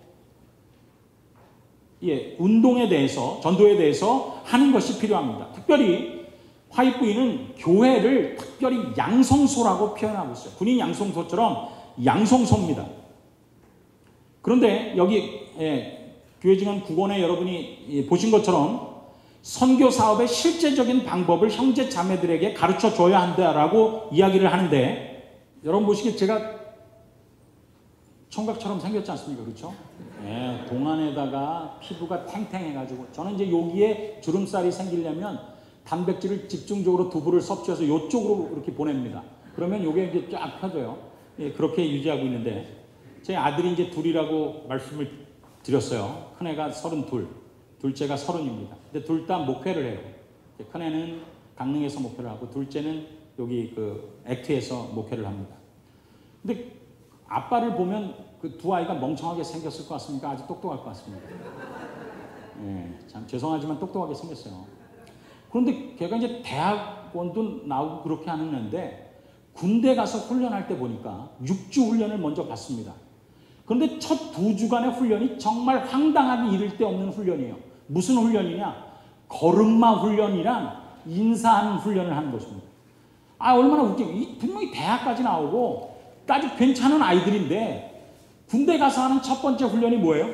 걸음마 훈련이에요. 걸음마 훈련. 그래서 앞으로 갔다 뒤로 갔다 옆으로 갔다 이거 훈련합니다. 그 다음에 뭐 하냐면 경례 훈련이에요. 이게 인사 훈련 아닙니까? 우리로 따지면 이렇게 인사하는 훈련 하지 않습니까? 제가 되게 웃기게 생겼어요. 아니 저게 무슨 훈련인가? 저도 받았지만. 근데 여러분, 군인에게 있어서 제일 중요한 것은 한정된 곳에서 작전을 수행할 때, 많은 사람들이 막 겹쳐가고 할 때 신속하게 움직일 수 있는, 한 장소에서 다른 장소로 움직일 수 있는 훈련이 없다면 진짜 오합지졸이 되는 것입니다. 그래서 단체가 신속하게 한 장소에서 다른 장소까지 가는 훈련을 하는 것입니다. 경례 훈련은 왜 하는가? 전쟁이 났어요. 북한군에 이렇게 별이 높은 사람이 와가지고 야 너 이거 해 그러면 적군의 명령 들으면 안 됩니까? 안 됩니까? 안 되죠. 그러면 망하기 딱 좋죠. 그래서 전쟁이 나거나 위급 상황에 내가 누구의 명령에 순종하는지를 훈련을 통해서 깨닫는 것입니다. 그래서 육신적으로 군대 복무하는 사람들을 위해서도 아주 기초적인 것부터 훈련하는 것처럼 그리스도인도 기초적인 것부터 훈련할 필요가 있는 것입니다. 여기 보시면 그러기 때만 자라날 수 있어요. 이 세 가지 말씀과 전도와 기도가 우리의 삶 속에서 어떤 사람이든지, 그냥 안식일날 왔다가 뒤에 꾸벅꾸벅 졸다가 나가는 사람이라도 우리 교회 안에 있는 사람이라면 성장해서 그 사람을 통해서 더 형편이 어려운 사람을 봉사하기 위해서 훈련하려면 기초적인 훈련을 해야 되는데, 첫 번째 주에는 무슨 훈련을 하는가? 전도 대상을 기록하는 훈련을 합니다. 그리고 그 사람들에 대해서 각 란에 무슨 도움을 제공하는지를 쓰게 하는 훈련을 하는 것입니다. 내가 누구가 타겟이고 어떤 봉사를 하는 것인지 여기 이렇게 기록되어 있어요. 우리의 자매들, 어린이들, 중년과 고령자들은 이 시대를 위한 마지막 사업에서 한 몫을 담당할 수 있다. 어린이든지 자매든지 중년이든지 고령이든지 한 몫이 있단 말이에요. 그들은 기회가 있을 때에 이 일을 함으로 가치 있는 경험을 하게 되고, 그렇게 될 때 은혜 가운데서 자라나게 될 것이다. 그래서 우리가 명단을 가지고 있다면 이 사람들을 위해서 내가 어떤 도움을 줄 수 있을까를 기록할 수 있고, 그렇게 되면서 기회가 있을 때마다 이 일을 감당하는 일을 하는 것입니다. 그래서 이것은 개인 VIP의 기록이고, 그 VIP의 기록들을 가지고 선교회가 그 명단을 교회에 들어온 곳에 제일 좋은 곳에 우리 교회가 올 한 해 동안 어떤 사람들을 위해서 봉사할 것인지를 기록하는 VIP 나무를 놓음으로써 개인적인 구도자가 단체의 구도자와 이런 양으로 특정되게 되는 것입니다. 그렇게 되면 교회에 들어오면서 나가면서 우리가 그 사람을 위해서 기도할 수 있어요.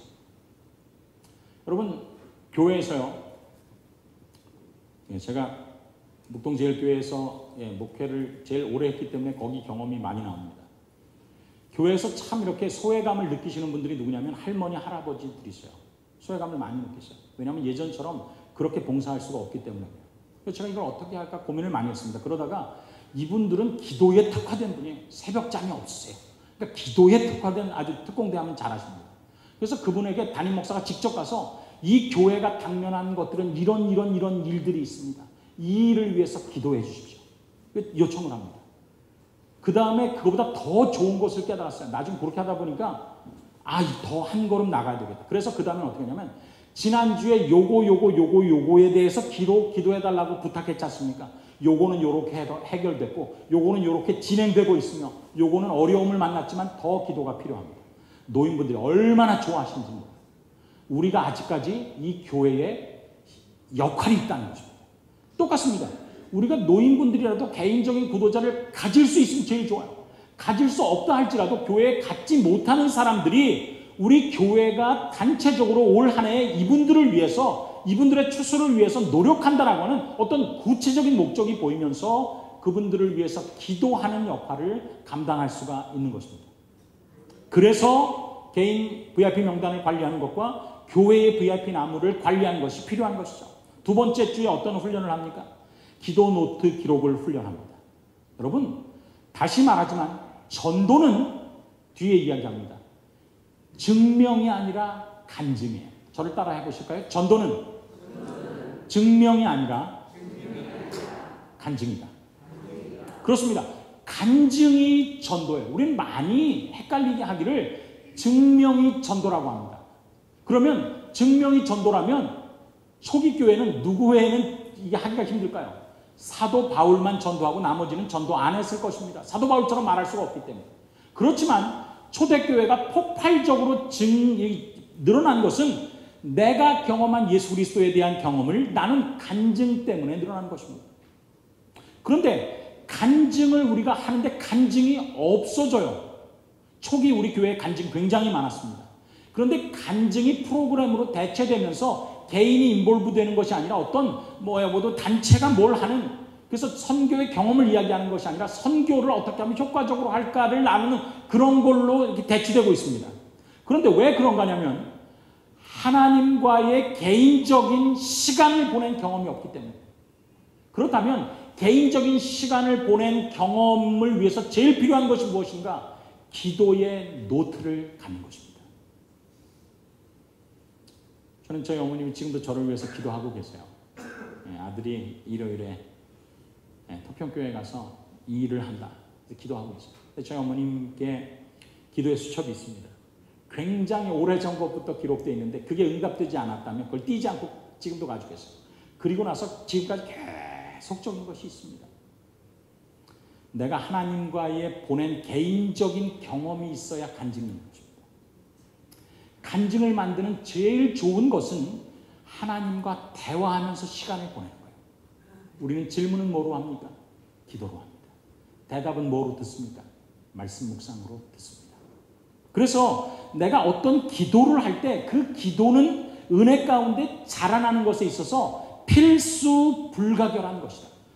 그래서 여러분 보십시오. 기도의 제목을 적고 시작일, 말씀의 약속, 기도의 응답일, 그리고 그것을 통해서 내가 깨달은 것들을 기록하면서 하나님에 대해서 자랑할 거리들이 생기는 것입니다. 제가 여러분 질문합니다. 기도는 몇 퍼센트 응답 받습니까? 질문합니다. 여러분 기도 몇 퍼센트 응답 받습니까? 저는 확실하게 이야기할 수 있습니다. 기도는 100% 응답 받습니다. 내가 기도한 대로 응답 받을 수 있어요. 근데 우리는 그것만 기도의 응답이라고 생각합니다. 근데 그게 아니라 내가 기도한 대로 응답하는 것도 기도의 응답이지만 내가 기도했는데 시간을 달리하고 방법을 달리해서 응답하는 것도 기도의 응답입니다. 그리고 내가 생각하는 것과 반대되는 것으로 응답하는 것도 나를 위한 가장 좋은 길이기 때문에 주님께서 응답하시기 때문에 내가 생각하는 것대로 응답되지 않은 것처럼 생각돼도 그게 기도의 응답이란 말이에요. 제가 중학교 1학년 때 제 골방에서 한 기도의 제목 제가 기억합니다. 하나님, 제가 그때 조숙했죠. 왜냐면 청년의 기도를 보니까 아내를 위해서 기도하라. 근데 결론을 제가 가졌어요. 저 아가씨가 참 좋은 것 같은데 저 사람과 나중에 결혼하도록 그렇게 간절히 기도했어요. 골방에 중1짜리가. 근데 지금 생각해 보니까 그 아가씨랑 안 하고 지금 부인하고 결혼한 게 정말 100만 배 잘했습니다. 그때는 아니 내가 왜 기도를 이렇게 했는데 응답받지 못하는가 생각되는데 하나님은 그 사람의 말이 아니라 그 사람의 마음의 소원을 아셔요. 그렇기 때문에 모든 기도는 내가 기도한 대로, 내가 기도한 것과 같지만 방법이나 시간을 늦춰서, 세 번째로 내가 기도한 것과 반대되는 방법으로 응답됩니다. 그러므로 모든 기도는 응답받는 것이고, 모든 기도를 우리가 하나님 앞에 했을 때 거기에는 섭리가 있는 것입니다. 그 섭리를 잊어버리지 않도록 기도하고 그것을 이야기하는 것이 뭐냐? 그게 간증이에요. 우리 교회가 약화가 되는 것은 개인적인 경험이 없습니다. 개인적인 간증이 없기 때문에 전도를 못하는 것입니다. 세 번째 그리스도인 기초훈련은 무엇이냐면 설교 노트를 기록하는 것입니다.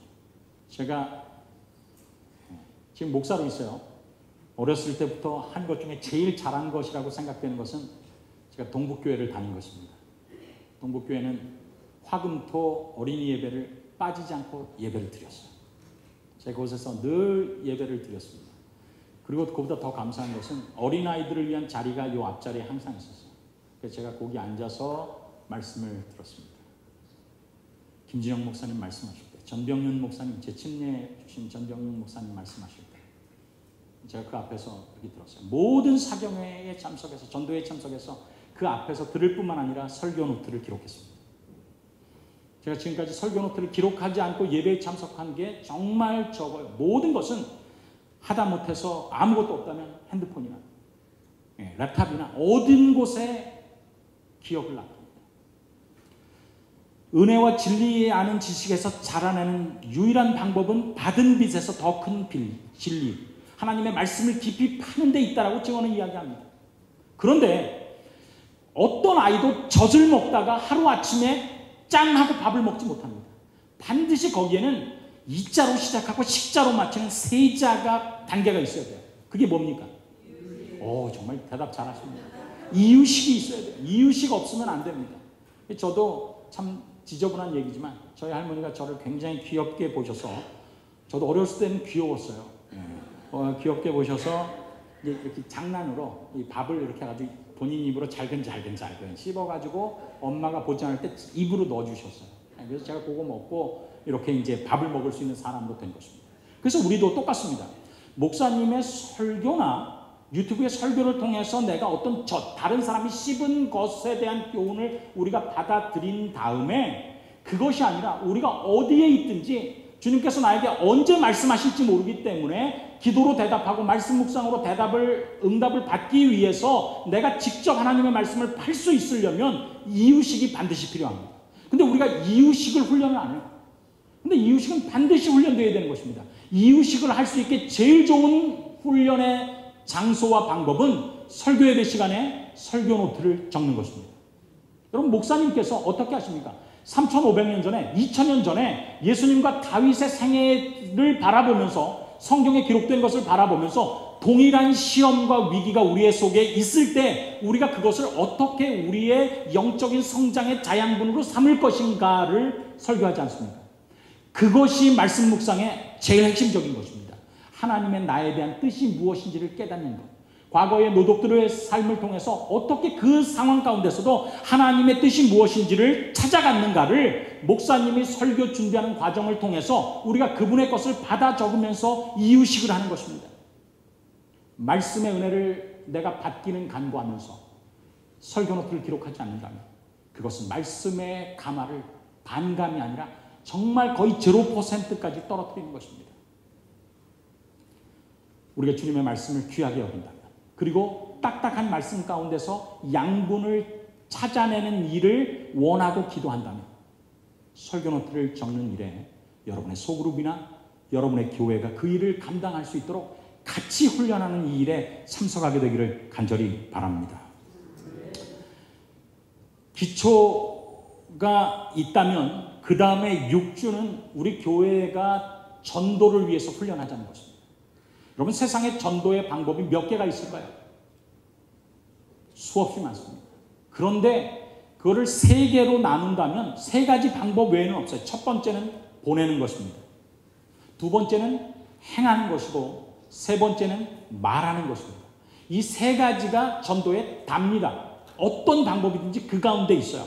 그런데 예수님께서는 어떤 그 전도하실 때 한 가지 방법을 쓰지 않으셨어요. 여기 증언에 있는 말씀을 보면 주님께서는 단 한 가지의 방법만을 따르지 아니하시고 대중의 관심을 끌기 위해 여러 가지 방법을 사용해서 여러 가지 방법으로 접근하신 것입니다. 그래서 보내는 전도와 행하는 전도와 말하는 전도를 2주 동안 교우님들과 함께 선교부가 안식일 오후에 모이거나 아니면 어떤 특별한 시간에 소그룹에서 하거나 전도를 위해서 훈련할 때 우리 소그룹에서 할 수 있는, 내가 할 수 있는 보내는 전도와 행하는 전도와 말하는 전도가 어떤 것이 있고 어떻게 감당할 수 있는지를 찾는 것이 필요합니다. 그리고 그 찾는 방법을, 우리가 할 수 있는 방법을 내가 가지고 있는 전도 대상자에게 어떤 사람에게는 어떤 방법을 택할 것인지를 기도하고 결정하고 돕는 일이 필요합니다. 보내는 전도는 어떤 것이 있습니까? 가을 현대진리를 이용해서 가을 낙엽처럼 뿌리는 일들이 있어요. 그 다음에 어떤 것이 있습니까? 보내지도 만남도 않고 대화들을 않지만 전하는 방법들이 있어요. 디지털 미셔너리가 되어가지고 무엇인가를 전할 수 있습니다. 임팩트 데이 때 우리가 어떤 기별이 담긴 소책자를 전할 수 있습니다. 올해는 그리고 내년에는 그 임팩트 데이 책자가 무엇입니까? 각시대의 대쟁투예요. 각시대 대쟁투 얼마나 중요한 책입니까? 제가 목회를 하면서 정말 죄송하게 생각하는 2 교회가 있어요. 하나는 원주중앙교회고 하나는 삼육중앙교회입니다. 둘 다 중앙교회네. 원주중앙교회는 10개월 만에 이동을 했어요. 삼육중앙교회는 1년 4개월 만에 이동을 했어요. 제가 그때 결심한 게 있어요. 내가 전하기 쉬운 기별부터 하지 아니하고 필요한 현대진리부터 전파하자. 이래가지고 중요 순서대로 전했습니다. 삼육중앙교회에서도 22주 전도회 해가지고 22번의 말씀을 특별히, 물론 말씀을 전하는 건 훨씬 더 많지만 22주 전도회 해서 전했어요. 근데 22주를 책정해 놓고 이렇게 적다 보니까 무슨 기별이 많을까요? 예언에 대한 기별이 반이에요. 10번을 예언에 대한 기별로 전했어요. 복음에 대해서 전하고 예언에 대해서 전하고 품성 변화에 대해서 전했습니다. 관계에 대해서 전했습니다. 그런데 그렇게 하면서 우선순위대로 중요성에 대해서 이렇게 준비를 하는데 제가 그때 코로나 시대에 마스크로 쓰고 가서 인사하고 마스크 쓰고 나가는 인사를 했는데 정말 필요한 기별을 이렇게 귀한 분들에게 전해야 되겠다라고 할 때 10가지의 예언을 놓고 할 때 무슨 책이 제일 도움이 되었을까요? 각시대의 대쟁투가 얼마나 큰 도움이 됐는지 모릅니다. 정말 주옥과 같은 말씀이 기록되어 있어요. 이렇게 많이 기록되어 있는데 너무 안타까운 것은 제가 연합회 조사를 해봤더니 각 시대의 대쟁투를 내가 읽지 않는 비율이 50%가 넘대요. 여러분, 보내는 전도 중요합니다. 이걸 요새는 디지털로도 전할 수 있어요. 우리가 가장 원하는 것은 가서 직접 전하는 것입니다. 직접 관계를 맺고 직접 전하는 것. 그렇지만 우리가 보내는 전도 할 수 있어요. 디지털에서 이북과 어떤 파일들을 전할 수 있습니다. 여러분, 보내는 전도도 시작할 수 있어요. 제가 묵동제일에 있을 때 이제 선교회 우리가 활동을 하기로 했어요. 그래서 전도지를 분급하는 일도 하고 그리고 보내는 전도 했습니다. 그런데 초신자도 여기에 가담할 수 있을까요? 있어요. 어떤 일을 부탁했냐면 선생님은 우리가 결석자들을 위해서 어린 양, 잃은 양을 위해서 관리하는 것, 그 다음에 우리가 보내는 전도를 할 때 우표를 붙이는 일을 도와주십시오. 간절히 기도하고 그분은 기도하는 마음으로 우표를 붙였어요. 무엇입니까? 초신자라 할지라도 전도에 같이 참여할 수 있다는 것을 깨닫게 하는 게 필요한 것입니다. 2번째로 우리가 어떤 전도를 훈련해야 되는가? 행하는 전도를 훈련할 수 있어요. 여기는 한 단계 나간 것이죠. 만나기는 하되 대화를 못해도 괜찮은 전도입니다. 목적이 분명하다면 우리가 그렇게 전도할 수 있어요. 여기는 은사대로 사랑을 나눠주고 사랑으로 봉사하는 모든 것을 포함하는 것이죠. 여기 치료봉사 130페이지에 그리스도의 방법, 참된 성공의 원리에 대해서 기록하면서 구주께서는부터 시작해서 신임을 얻으셨다까지가 행하는 전도예요. 그 다음에 말하는 전도, 나를 따라오라고 호소하신 것입니다. 그런데 우리는 행하는 전도에는 상당히 시간을 보내지 않고 그냥 바로 말하는 전도로 해서 무엇인가 이렇게 승부를 걸려고 하는 경향이 있어요. 그렇지 않습니다. 우리는 행하는 전도를 해야 돼. 그래서 화이트인도 그리스도인 문서 선교봉사 그다음에 전도법 이야기하면서 순수한 사랑에 의해서 이루어진 것은 무엇이든지 사람의 보기에는 작고 하찮나 사실은 전적으로 풍성한 열매를 맺는다 라고 기록하면서 두 가지 특별히 이 행하는 전도에 대한 예언의 신을 주셨어요. 그게 무엇인가? 구호봉사와 치료봉사입니다. 그래서 우리가 한 해에 6주 훈련할 때 그러면 이게 한 해만 하고 끝나는 게 아니라 다음 해에도 6주 훈련할 수 있죠. 말씀 훈련하고 기도 훈련하고 그다음에 다음 해에도 뭐가 필요하니까 구도자 명단 작성하는 게 필요한가. 그 다음에 보내는 전도 우리가 그 해에 강조할 것 할 수 있습니다. 그 다음에 행하는 전도 얼마나 많이 있어요. 구호봉사도 다양하게 있을 수 있습니다. 여러분 구호봉사가 얼마나 필요하냐면요. 사도 바울이 이 초대 교회의 복음 전파를 위해서 택함을 받을 때 그 장에 사도행전 6장에 두 명의 사람을 하나님께서 살리십니다. 하나는 사도 바울을 영적으로 살리시고 또 하나는 도루가를 살리시고 그러니까 도루가가 죽었어요. 베드로가 요파에 사는 그 사람들이 막 얘기하는 것입니다. 근데 하나님께서 보니까 이 사람은 구제의 아주 특징적인 사람이요. 구호봉사에 아주 대단한 사람이고 이분이 죽으면 안 될 것 같아요. 그래서 하나님께서 넌 죽지 않아야 돼. 도루가. 그래서 도루가입니다. 그래서 이 사람은 살았어요. 육신적으로 살아났습니다. 그리고 사도 바울도 영적으로 살아났어요. 이게 무엇인가? 구호봉사가 복음 전도에 한 큰 역할을 감당하는 것 이야기하는 것입니다. 그 다음에 예수님께서 그때 성령의 능력으로 치료봉사를 제자들이 할 수 있도록 하셨어요. 그래서 구호봉사와 치료봉사는 이 교회가 놓칠 수 없는 것입니다. 그리고 구호봉사와 치료봉사는 우리는 말이 전도라고 생각하는데 행하는 것이 전도이기 때문에 누구나 감당할 수 있는 것입니다. 진실된 마음으로 이기심 없는 마음으로 봉사할 때 그 일이 큰 역할을 감당하는 것을 우리가 깨닫게 되는 거예요. 복음을 위한 가장 강력한 논증은 상냥하고 친절한 그리스도입니다. 논증이 증명이 아니라 그리스도인의 삶이 행하는 전도가 가장 강력한 전도라고 이야기하는 것이죠. 마지막 우리가 훈련해야 될 것은 뭐냐면 말하는 전도를 훈련 안 할 수 없습니다. 우리 말하는 전도를 훈련해야 됩니다. 근데 말하는 훈련을 위해서 가장 좋은 그 예화는 마가복음 5장 19절로 20절입니다. 예수님께 모든 사람들이 질문했을 때 대부분은 좋은 대답을 받았어요. 그런데 예수님이 아주 차갑게 냉정하게 거절한 것이 있습니다. 절박한 간구에 박절하게 거절한 일이 있어요. 그게 마가복음 5장에 나오는 사건입니다. 예수님 고쳐주셔서 감사합니다. 제가 귀신 들렸었습니다. 그런데 제가 이곳에 사는 것은 불가능합니다. 이 사람들이 제가 얼마나 스스로 이렇게 귀신 들렸고 개거품 물고 막 몸을 해하고 정말 헐벗고 있었는지 다 압니다. 이곳에 우리를 두지 마시고 예수님 건너가실 때 저도 좀 갈 수 있도록 도와주십시오. 간절히 호소했는데 박절하게 거절합니다. 저에게 이르시되 집으로 돌아가 주께서 내게 어떻게 큰 일을 행하사 너를 불쌍히 여기신 것을 내 친족에게 고하라 하신대. 그가 순종하고 예수께서 자기에게 어떻게 큰 일을 행하신 것을 데가볼리에 전파하니 모든 사람이 기이 여기더라. 본교의 성경 주석을 보면 이 일이 있은 지 9개월 내지 10개월 후에 예수님께서 데가볼리에 두 번째 다시 방문하셨을 때 수천 명의 사람이 나왔습니다. 누구 때문에 나왔습니까? 두 사람의 간증 때문에 나온 것입니다. 주께서 어떻게 내게 큰 일을 행하사 너를 불쌍히 여기신 것을 친족에게 고하라. 그 말씀을 순종했을 때 어떤 선교사가 감당했던 것보다 놀라운 것이 일어나는 것입니다. 증언은 그것에 대해서 더 확실히 이야기합니다. 우리는 무엇을 전해야 되는가? 두 개를 전해야 되는데 우리는 그리스도의 증인으로서 우리가 아는 바와 자신이 직접 보고 느낀 바를 전해야 된다. 두 번째, 우리는 그리스도의 은혜에 관하여 아는 바를 증거할 수 있다.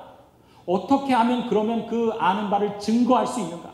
간증할 수 있는가? How? 만일 우리가 한 계단 한 계단씩 예수를 따른다면 우리는 예수께서 우리를 인도하시는 길에 관하여 말할 수 있는 어떤 요점을 갖게 될 것이다.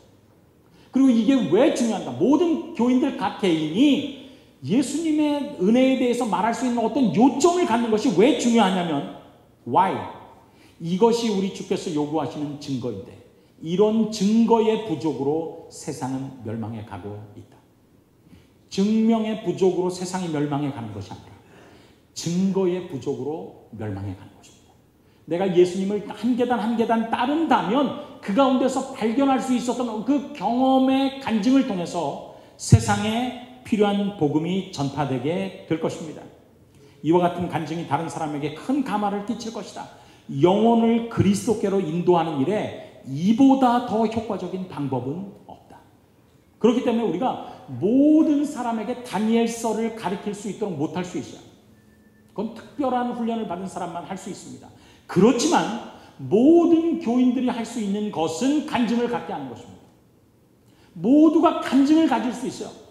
그리스도와의 시간을 보낸다면, 내가 그분께 질문하고 그분께 대답받는 말씀 묵상과 기도를 통해서 우리는 개인 간증을 가질 수 있고, 그 간증을 통해서 얻은 것을, 그리고 훈련한 것을 누구에게 어떻게 전할 수 있는지를 교인들이 훈련할 수 있는 것입니다. 훈련은 정말 보잘것없는 것 같아요. 그렇지만 훈련을 한 것과 훈련을 하지 않는 것은 천차만별인 것입니다. 아는 대로 살게 되기를 간절히 바랍니다. 그렇게 될 때 이 경험들을 통해서 우리는 무엇을 할 수 있느냐면 소그룹을 할 수 있는 거예요. 각 교회의 소그룹이 약한 이유는 간증이 없기 때문에 형식이 두려운 것입니다. 소그룹에 대해서 그리스도인 선교봉사 72페이지에 하나님께서 여러 번 강조하셨어요. 파일럿을 통해서. 작은 반들을 나눠라. 2, 3명분일지라도 나눠라. 그리스도인 활동의 기반이 작은 반들이다. 어떻게 그 일이 가능할 것인가? 제가 증언을 읽다가 깜짝 놀랐습니다. 구호봉사 92페이지에 이런 말씀이 있어요.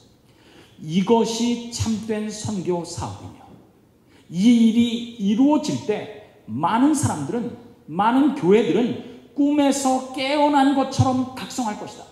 이런 교회가 우리 교회가 되기를 원합니까? 아멘입니다. 이런 사람이 내가 되기를 원합니까? 그렇습니다. 이런 소그룹이 우리 소그룹이 되기를 원합니까? 그렇습니다. 그런데 이 일이 이루어질 때, 그 일이 도대체 무엇입니까? 이 일이 이루어질 때 참된 선교 사업이고 모든 사람이 꿈에서 깨어난 것처럼 각성하게 될 그 사업이 무엇입니까? 그 쿼테이션의 앞부분은 이렇게 기록되어 있어요. 남녀들을 그들의 영적 무감각에서 깨우고자 노력하라.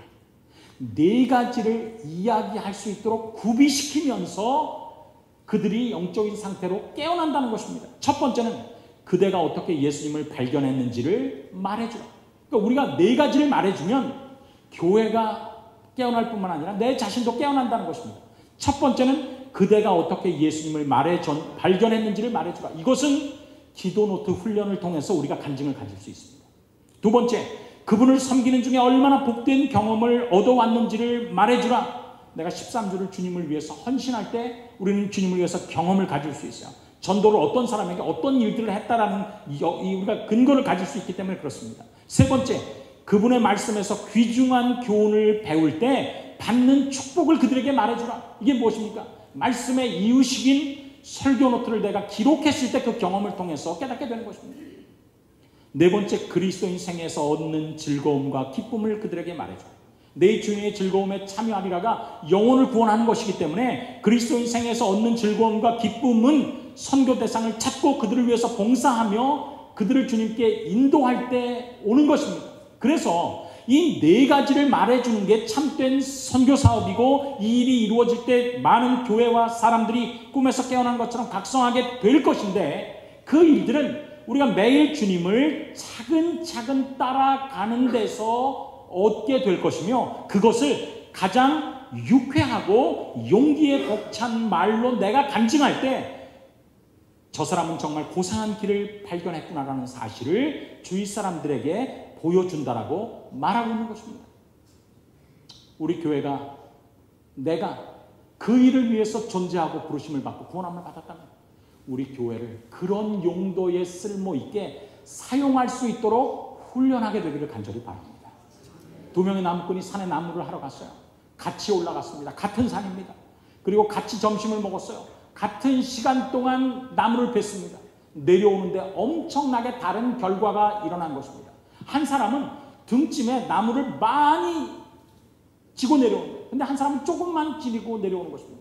그 조금 지고 내려오는 사람이 속이 상해서 많이 지고 오는 사람에게 물었어요. 아니, 자네는 나랑 같이 똑같이 가서 똑같은 시간 동안에 나무를 하고 똑같이 쉬고 똑같이 밥 먹고 똑같이 일했는데 결과가 다른 것은 무엇이면요. 그 다른 나무꾼이 웃으면서 이렇게 이야기했습니다. 방법은 간단합니다. 당신이 쉴 때 나는 도끼날을 갈았습니다. 도끼날 한 번 가는 게 무슨 의미가 있겠습니까?